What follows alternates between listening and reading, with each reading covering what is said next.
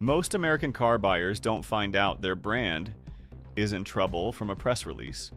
They find out when they call their dealer for a service appointment and the line just keeps ringing. They find out when they go to trade in their car and the offer comes back $8,000 lower than they expected. They find out when they search for parts and the ETA is 11 weeks from a warehouse overseas. By then, the damage is already done. There is a moment, specific and invisible, when a brand crosses from struggling to structurally declining. After that moment, every owner of that brand absorbs the consequences.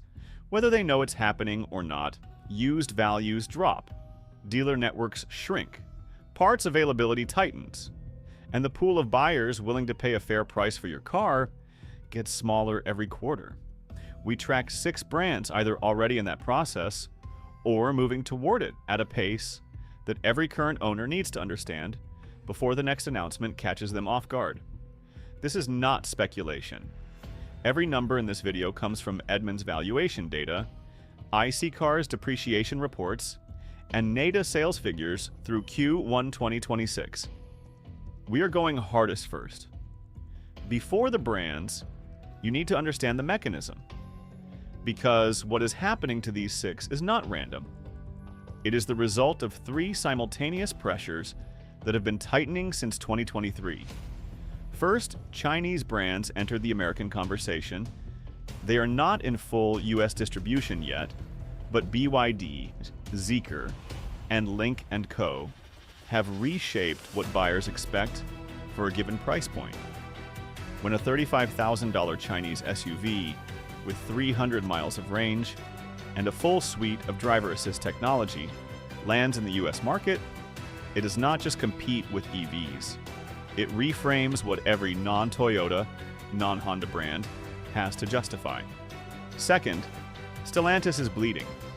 The parent company of Chrysler, Dodge, Jeep, Alfa Romeo, Maserati, and Fiat posted losses that triggered executive departures, factory closures, and a forced product strategy rethink.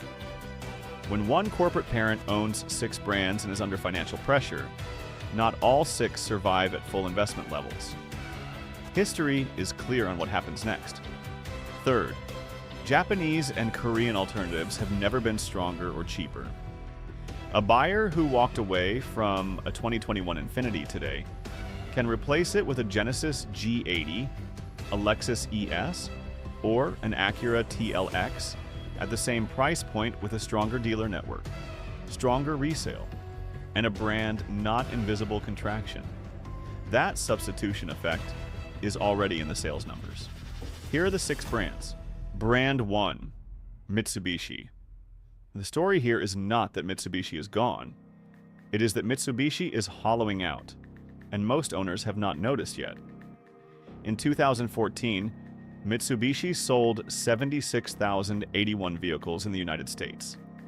In 2025, that number was 51,200, a 33% decline from peak in a decade when the overall SUV market grew.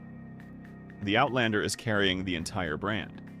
It represents over 70% of all US Mitsubishi sales. Remove it, and you have a brand that is functionally non-operational in the American market. Here is the specific risk. The Eclipse Cross was discontinued for the US market after the 2024 model year.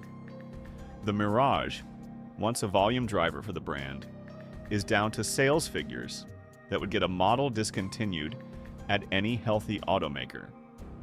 Mitsubishi's US dealer network shrank from 372 points in 2019 to under 340 by 2025, and that number continues to move in one direction.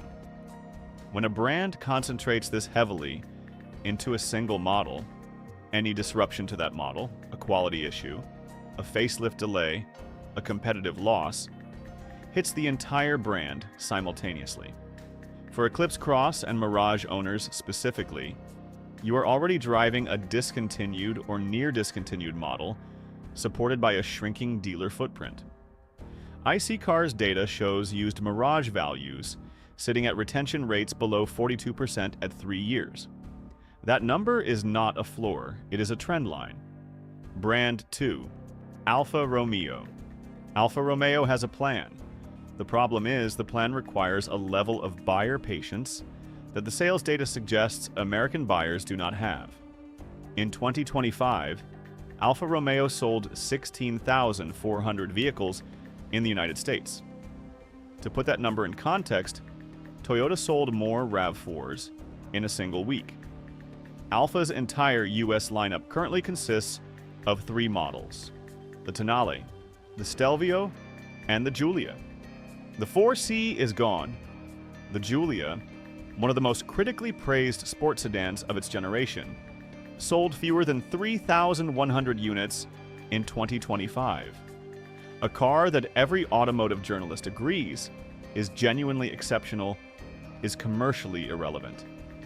Stellantis announced restructuring measures through 2026 that include brand prioritization decisions.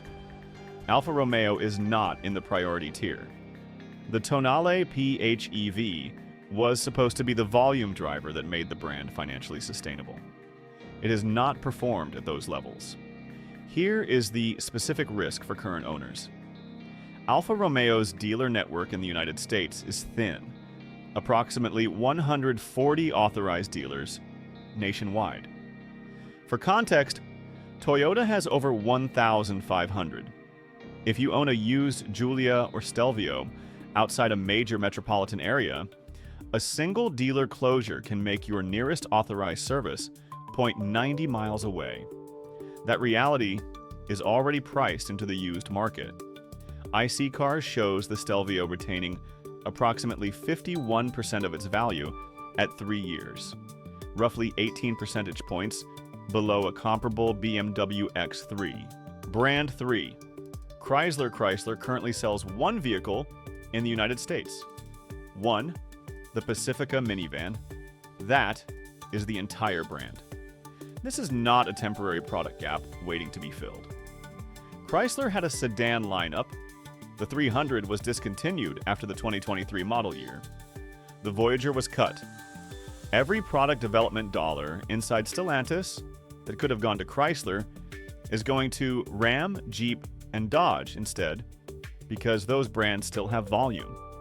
In 2025, Chrysler sold 68,200 Pacificas in the US, down from 133,000 in 2018. The brand's survival is entirely contingent on one product in one segment. If the Pacifica loses ground to the Toyota Sienna Hybrid, which it has been consistently, Chrysler loses its only reason to exist as a separate nameplate. Stellantis has not announced Chrysler's closure. What they have announced, or rather not announced, is any new Chrysler product. There is no confirmed next-generation Pacifica. There is no electric vehicle roadmap for the brand. There is no sedan. There is nothing. Owning a used Chrysler Pacifica today means owning a vehicle from a brand with no confirmed future beyond its current single model. Parts, support, and warranty coverage are intact now. What the used market is already pricing in is the uncertainty about what happens when that changes. Mid-video CTA.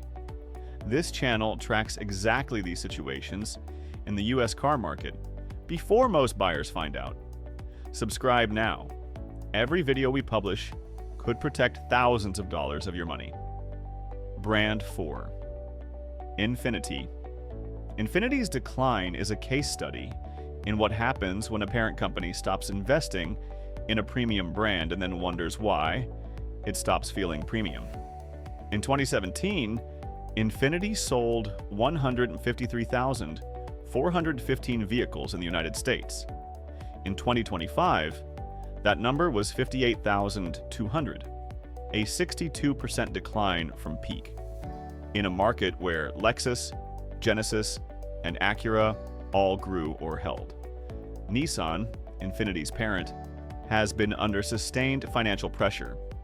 Executive departures triggered a strategic paralysis that cost the brand years of product development. Infiniti received no new models in its core sedan lineup for 4 years. The Q50 is running a platform architecture that debuted in 2013. In 2026, you can buy a new Infiniti Q50 with hardware that is 13 years old, competing against the BMW 3 Series, the Genesis G70, and the Cadillac CT4, all of which received full redesigns in the last 3 years. Nissan announced in 2025 that Infiniti's future model plan was under review as part of broader corporate restructuring. That is the specific language that precedes brand consolidation decisions. For current owners, the used market is already reflecting this. IC Cars data shows the Q50 retaining approximately 44% of its value at 3 years.